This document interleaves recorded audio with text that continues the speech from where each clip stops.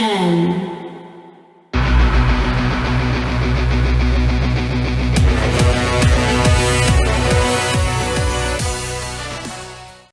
Salut à tous, c'est Sully Perfecten, j'espère que vous allez bien.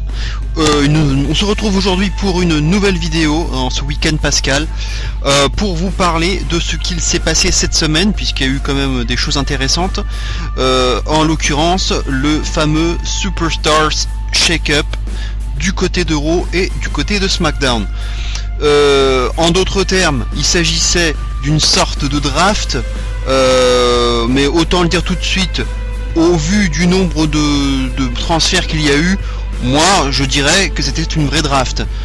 Il faut pas non plus se moquer de nous, voilà, il faut parler de draft, puisque en plus, même si on va nous dire que les drafts la draft contient des lutteurs de la NXT, là effectivement il n'y avait pas de lutteur de la NXT intégré, mais si on ajoute, si on comprend la semaine précédente, la semaine post-WrestleMania, il y a eu déjà des nouvelles têtes venant de la NXT, donc on peut dire que finalement l'ajout de ces nouvelles superstars de la NXT plus donc les transferts qu'il y a eu cette semaine, voilà, on peut dire qu'on a eu une draft, pour moi c'est la même chose.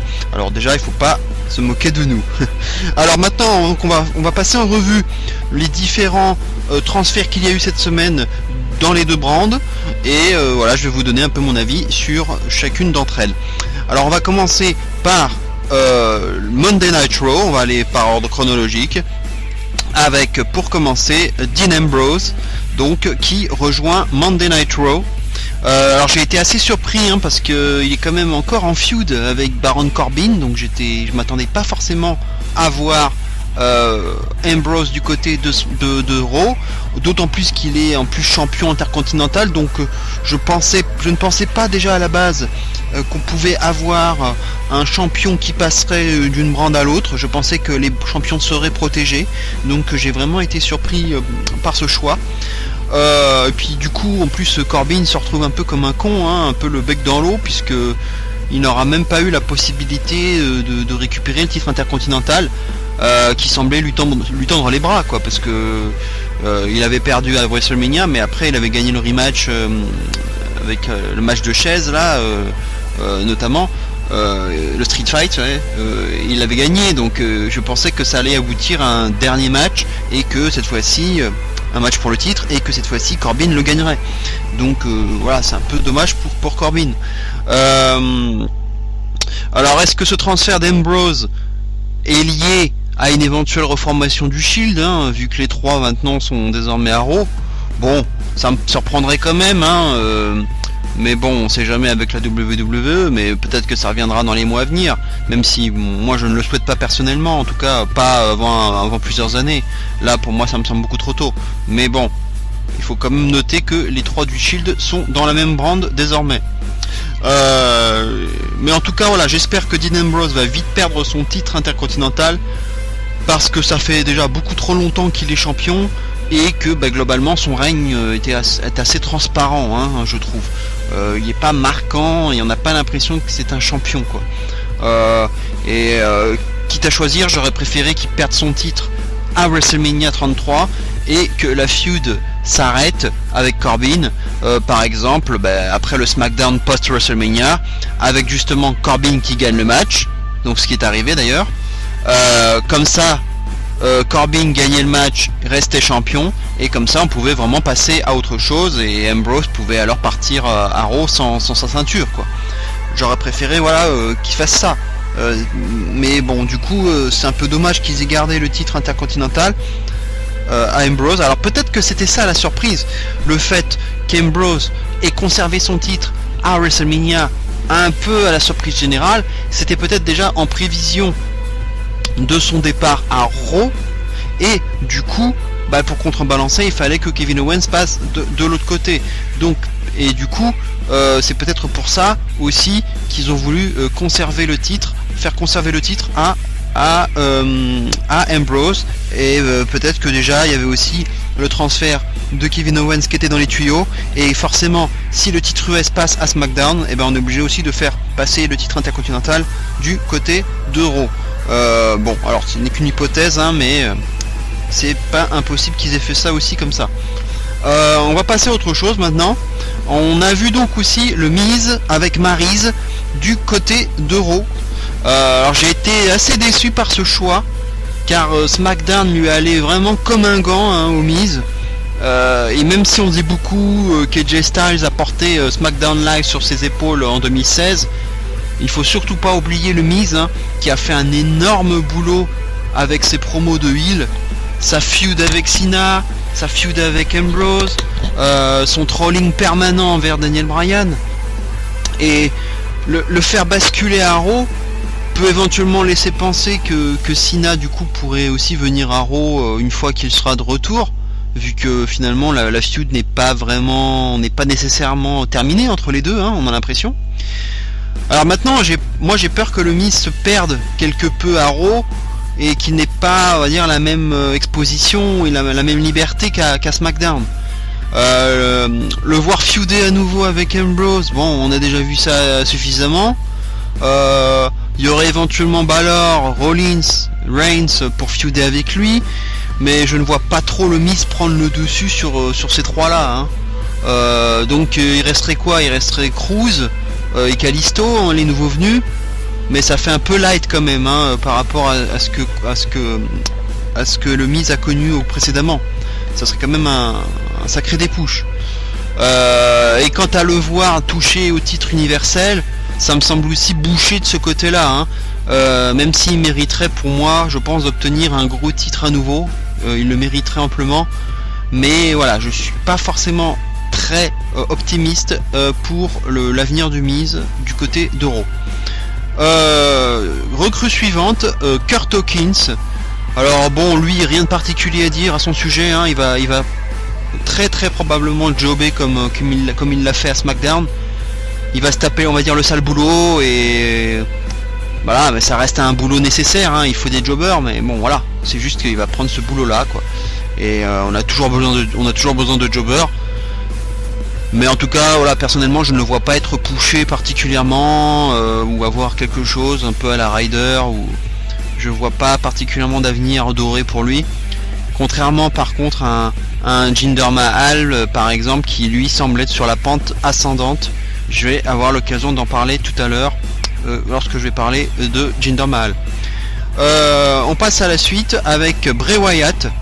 Alors là, ça a été là pour le coup la grosse surprise de le voir arriver à Raw, à l'image d'Ambrose un peu. Mais là, je pense que j'étais encore plus surpris de voir Wyatt, car en plus il est actuellement en pleine feud avec Randy Orton, et qu'il a un nouveau match prévu, un House of Horrors match qui est prévu prochainement pour le titre WWE. Donc j'ai même lu une news récemment selon laquelle Wyatt n'était pas très content de ce choix et aurait en plus appris son transfert vraiment à la dernière minute, hein. Donc voilà, c'est quand même assez surprenant comme choix, hein. Mais une fois que j'ai appris que ce House of Horrors match était finalement booké à Payback, puisqu'il a finalement été booké à Payback, c'est ce qu'on a appris en début de semaine, et Payback étant le prochain pay-per-view de la WWE et qui est un show spécifique à Raw, bah à ce moment-là, moi j'ai compris ce qui allait se passer, hein. Et j'ai compris ce qui a dû se passer, c'est-à-dire que je pense que qu'on a fait exprès de faire passer Wyatt à Raw afin que le House of Horrors match, donc match du championnat WWE, puisse avoir lieu à Payback, qui est donc un pay-per-view spécifique à Raw, et surtout que ce match de championnat pour le titre WWE puisse remplacer le match pour le titre universel qui lui ne sera pas disputé à Payback. On le sait déjà, hein, on sait, hein, Lesnar oblige, hein. Voilà, faut pas se plaindre, hein, je vous l'avais dit, hein, que c'était une mauvaise idée de donner le titre universel à un part-timer. Voilà, bah, ils se sont enfermés avec Goldberg puis avec Lesnar. Donc voilà, maintenant ils ont ce qu'ils ont, hein, c'est-à-dire ce qu'ils ont eu il y a déjà quelques temps quand Lesnar était champion. Voilà, un champion part-timer qu'on ne verra pas défendre son titre à tous les pay-per-view, et voilà ce qu'on obtient. Donc du coup, ils sont obligés de faire du rafistolage, du bricolage. Du coup, Bah, c'est Bray Wyatt qui paye à nouveau les pots cassés, qui se tape du coup un transfert dans une brand qui à mon avis lui convient pas, et tout ça pour avoir droit à un match du coup de championnat WWE à Raw, et pour que ça puisse remplacer le titre universel. Voilà, je trouve ça dommage pour Bray Wyatt, qui à nouveau est le dindon de la farce dans cette histoire. En tout cas, voilà, pour moi cette explication, cette raison me semble crédible. Et alors on a vu dans le dernier Raw que Wyatt préparait déjà une future feud avec Finn Balor, puisqu'il a dit qu'il le surveillerait de près. En tout cas, moi ça m'a bien hypé. Moi j'ai hâte de voir ça, surtout si c'est pour voir Demon Balor faire son retour face à Wyatt. Mais bon, ce qui est regrettable aussi avec ce transfert de Wyatt à Raw, c'est que voilà, ça nous spoil directement le résultat du House of Horrors match. Forcément, le titre WWE ne passera jamais du côté de Raw, alors qu'il y a déjà le titre universel.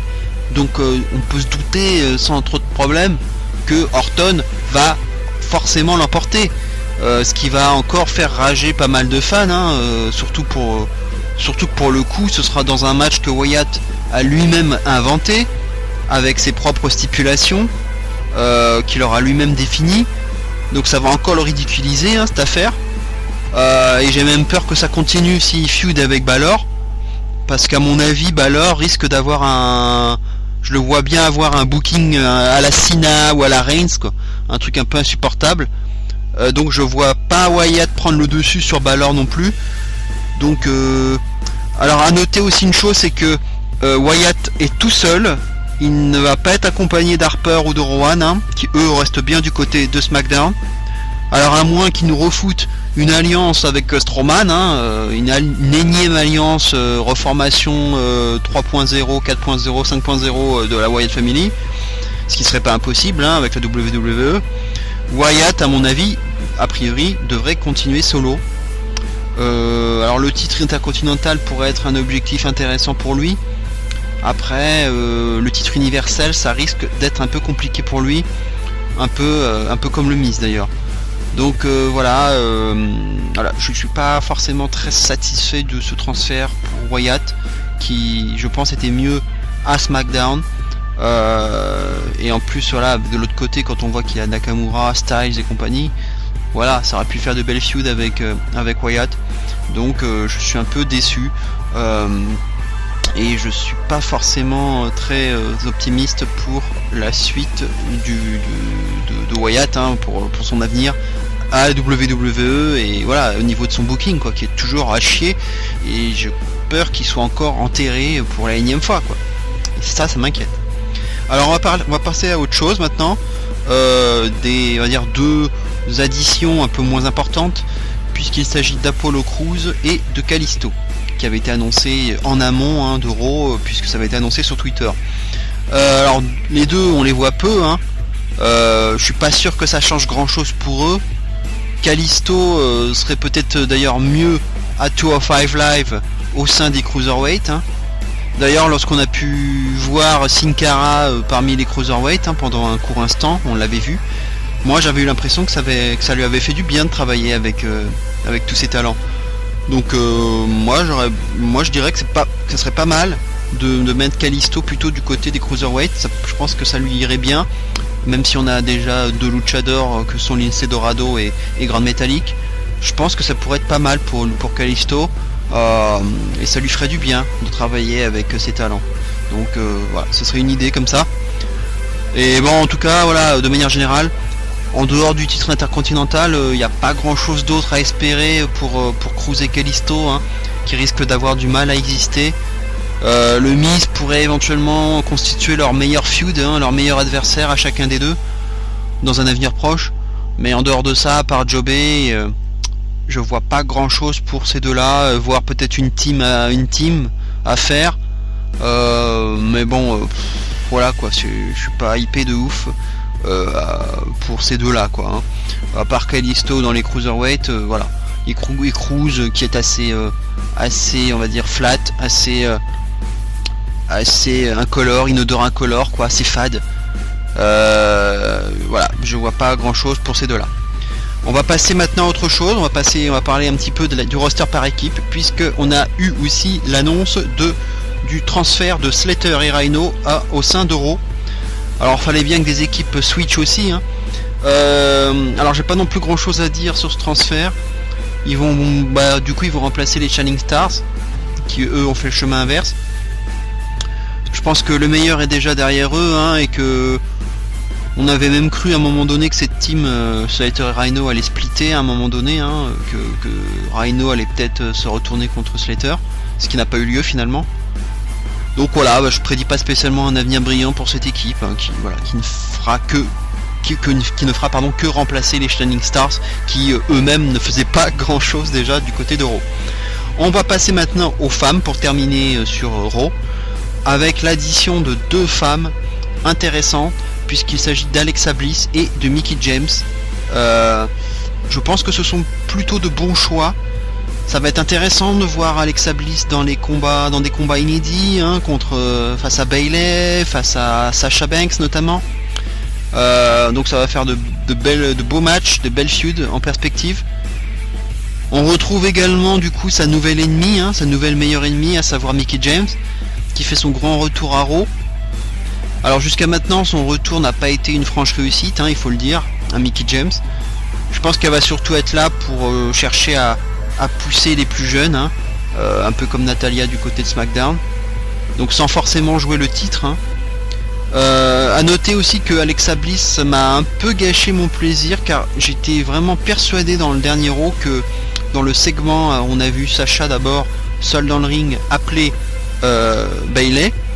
J'étais vraiment persuadé que Sasha allait faire un heel turn sur Bayley, et je pense que j'étais pas le seul à le penser. Surtout que à la fin de ce segment, en tout cas au micro, Sasha a fini par dire quelque chose comme It's over now, avec un ton assez inquiétant même. Du coup j'ai vraiment cru qu'elle allait l'attaquer, sauf que du coup Bliss est arrivé à ce moment là, nous privant de ce moment. Donc je pense que ça a été un peu fait exprès, hein, ça nous a un peu teasé exprès, ils nous ont teasé ce turn un peu exprès, mais que voilà, au final ça finira par arriver, mais pas tout de suite. En plus on a que Bayley et Sasha comme vrai face, hein, du côté féminin à Raw, donc ce qui est quand même assez peu, puisque je ne considère pas que Dana Brooke soit une véritable face, hein, pour ma part. Voilà pour Raw. On va passer maintenant au Superstars Shake-Up du côté de SmackDown. Alors maintenant, donc on attaque directement par celui qui a ouvert le show, hein, lors du dernier SmackDown, qui n'était nul autre que Kevin Owens. Donc son transfert à SmackDown, hein, était attendu, surtout après avoir vu le départ du champion intercontinental Dean Ambrose du côté de Raw. Donc fallait forcément transférer le titre US sur l'autre brand. Et voilà, donc comme je vous disais, il a ouvert le show, le dernier show, avec une barbe rasée, hein, ça faisait assez bizarre à voir. Alors il sera probablement le nouveau top heel de SmackDown après le départ du Miz et de Bray Wyatt notamment, ainsi que depuis aussi le face turn de Styles, hein, qui semble aussi prendre forme petit à petit. Donc ça peut être vraiment le top heel de SmackDown. Ça peut nous faire en tout cas de super matchs en perspective. Je pense notamment à Sami Zayn, hein, son éternel rival, face à Nakamura, face à AJ Styles, face à Randy Orton, voire John Cena aussi pour un retour de la feud. Donc il y a beaucoup de possibilités, et je pense qu'on va se régaler du côté de SmackDown. Ça me plaît bien en tout cas ce transfert, et ça va maintenir SmackDown à un niveau in-ring qui va être, je pense, à nouveau supérieur à celui de Raw. On passe donc à quelqu'un dont on venait de parler, c'est Sami Zayn, l'éternel rival de Kevin Owens, qui vient aussi qui s'en vient rejoindre SmackDown. C'était quelque chose qu'on attendait aussi depuis un moment, et c'est forcément un très bon choix, hein, je pense. Je pense qu'il va être vraiment bien mieux traité qu'Arrow. Et alors le titre US, hein, risque probablement d'être de figurer parmi ses objectifs principaux assez rapidement, avec Rousseff, avec Mahal, avec Ziggler, avec Kevin Owens. Je pense qu'il aurait déjà quelques feuds potentiels intéressantes en perspective. Voire même Shelton Benjamin si celui-ci revenait en tant que heel. Ça reste à voir. Ensuite, on va parler des équipes, puisqu'on a vu deux équipes. Autant du côté de Raw, on a vu qu'une seule équipe arriver, Slater et Rhino. Autant du côté de SmackDown, on a appris l'arrivée de deux équipes d'un coup, puisqu'il s'agit des Shining Stars et des New Day, qui eux, pour le coup, sont annoncés à SmackDown un petit peu plus tard.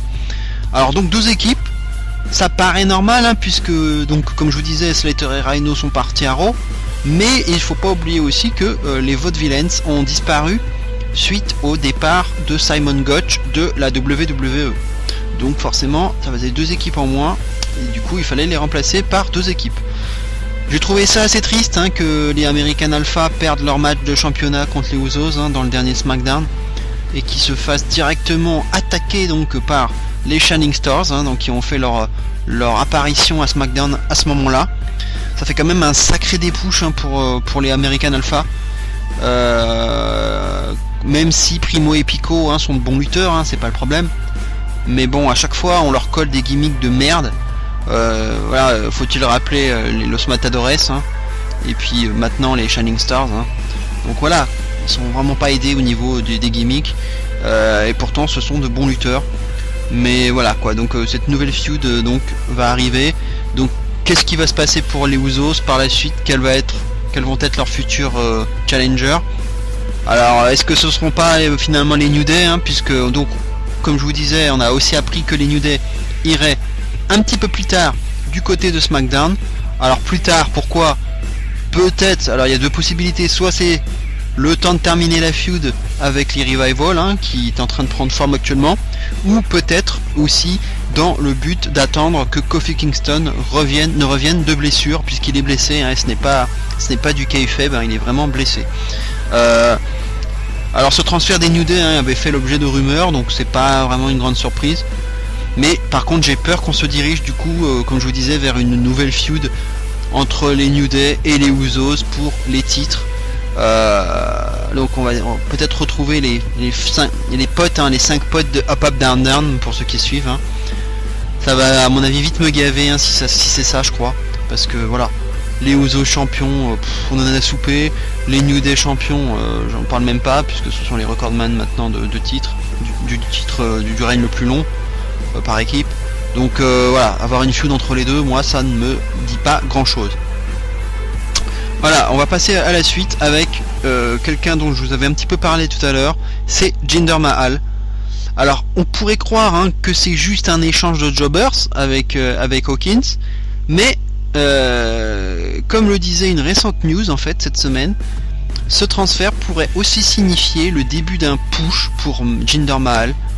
Et à mon avis, je pense que ce n'est pas forcément une news fantaisiste, car j'ai quand même constaté que le gars depuis quelques semaines, en peu de temps, il avait quand même disputé un match imprévu à Fastlane contre Cesaro. Ensuite le gars, il fait quand même plusieurs apparitions régulières à Raw, alors que le gars jusqu'à maintenant il trustait, on va dire, les main events, les show main event. Donc le show main event qui est un peu le pré-show de Monday Night Raw, donc c'est quand même un show mineur. Et ensuite on l'a vu arriver en finale carrément de l'André the Giant Memorial Battle Royal à WrestleMania 33 face à Mojo Rawley, donc c'est quand même pas mal, avec en prime un segment un peu VIP avec le meilleur pote de Mojo là, qu'on reverra d'ailleurs dans le dernier SmackDown par la suite. Et dans le dernier Talking Smack qui a suivi, on a vu aussi une interview de Jinder Mahal dans laquelle notamment il affichait ses ambitions. Donc oui, je pense qu'il va falloir compter sur Jinder Mahal dans les semaines à venir. Ça peut paraître étonnant, mais on semble en prendre le chemin, en tout cas au vu de ce qu'on a pu voir de lui ces dernières semaines. Et donc peut-être le voir du coup plutôt dans la mid-card, et peut-être avoir une chance pour le titre des États-Unis. On va parler un peu des femmes maintenant, avec deux additions. qui ont été annoncées par Shane McMahon sur le ring, hein, qui a fait venir d'abord son roster féminin, toutes celles qu'on connaissait déjà, mis à part bien entendu Alexa Bliss et Mickie James qui elle était partie du côté de Raw. Donc on a vu les 4 filles, hein, donc il y avait eu Naomi, il y a eu Becky Lynch, il y a eu Carmella et Natalia, et il a ensuite fait venir tout d'abord alors, il nous a un peu trollé, hein, on a remarqué, il nous a un peu trollé en annonçant la prochaine recrue, puisqu'il disait que c'était une lutteuse de 2ème génération, que son père était un Hall of Famer, etc., etc. Donc les gens ont cru forcément que ce serait Charlotte, sauf que du coup, moi j'y ai pensé, et j'avais pas marché à la feinte, et il s'agissait bien effectivement de Tamina, qui donc fait son grand retour, hein, c'était un peu surprenant comme choix, vu qu'elle revenait de blessure et qu'on l'avait pas vu depuis longtemps. Je me demande si on l'avait pas revu d'ailleurs, la dernière fois qu'on l'avait vu c'était pas avec la Team Bad, hein, du coup, donc ça commence à dater. Donc bon, moi faudra voir ce que ça donnera, car j'ai jamais été vraiment convaincu par son niveau in ring.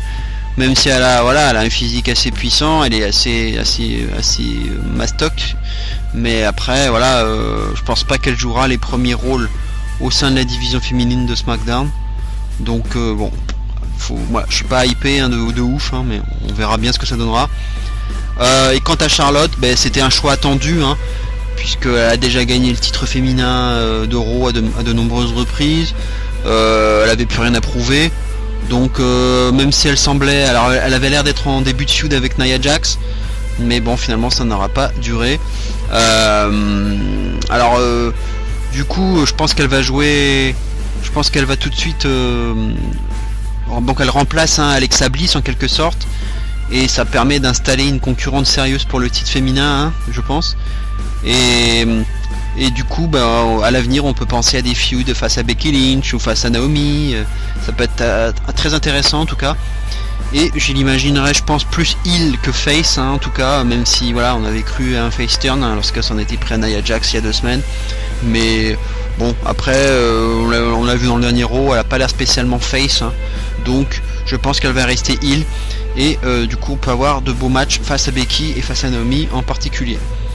Voilà, ça va un petit peu redonner un peu de fraîcheur au roster féminin de SmackDown, et ce n'est pas plus mal. On passe à la suite avec Sin Cara. Donc du coup le Kalisto étant passé du côté de Raw, donc il n'y a pas forcément, donc finalement il n'y a pas de reformation des Lucha Dragons, un peu à la manière d'Hawkins, hein, à part Jobber, je ne vois pas trop ce qu'il va faire à SmackDown. Et puis comme la division Cruiserweight est rattachée à Raw, il peut même pas la rejoindre du coup.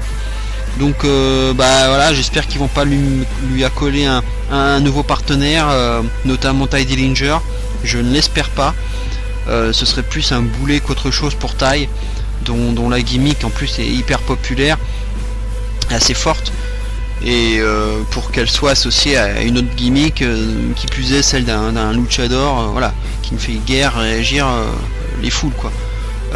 Donc j'espère pas d'association avec Ty, et que Ty restera un lutteur solo.